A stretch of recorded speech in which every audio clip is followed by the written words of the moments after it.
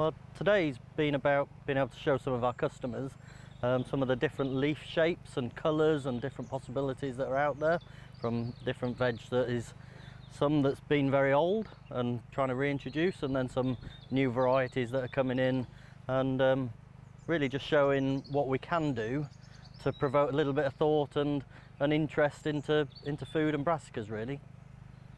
And that's one of the biggest challenges, is being able to actually help people to know what to do with these new sort of lines of produce. When we were first talking about it, we said, well, shall we cook them ourselves? And then we thought, well, let's get the knowledge as to what works well together, and actually, if you're going to do it properly, sort of thing.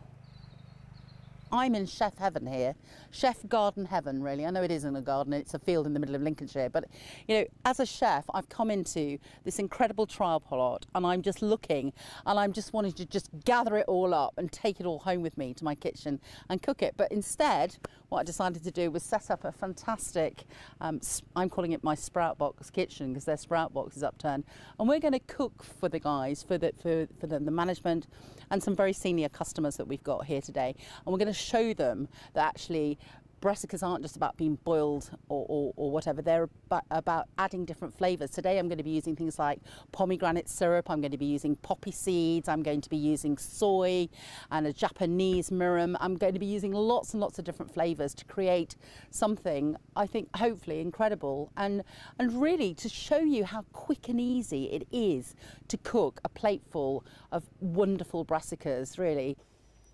We're going to take some rapeseed oil, and we're going to actually take some mustard seeds. I'm going to put some mustard seeds in the pan, and they're going to sort of sprinkle slightly. And we've also got some cardamom pods as well. So some cardamom seeds, should I say. They've come out the pods. Don't want that to burn, I just want it to just pop. And if you can hear it popping, let's take the flavour. And then a little tiny bit of cardamom, seeds as well, and a pinch of chilli, not too much. And this will be just a very, very nice, simple way of serving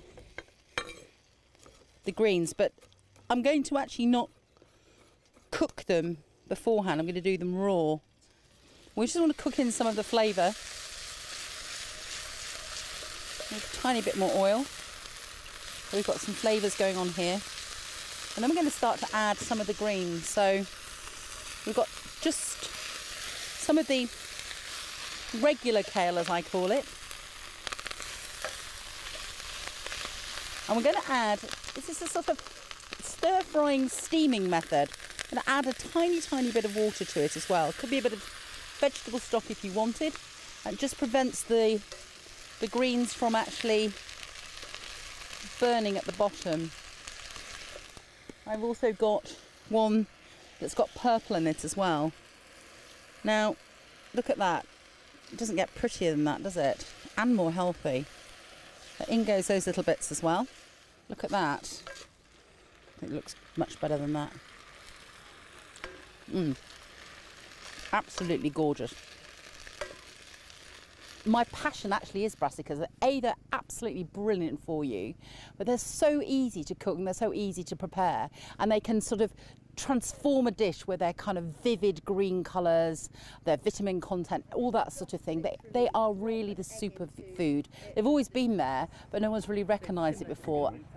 To be honest, I was really happy with the sample dishes that she cooked in front of us. I could have stayed there and eaten that all day, really. But then to sort of go down and have a sit down meal with some Lincolnshire sausage and again using those ingredients, it's been really good.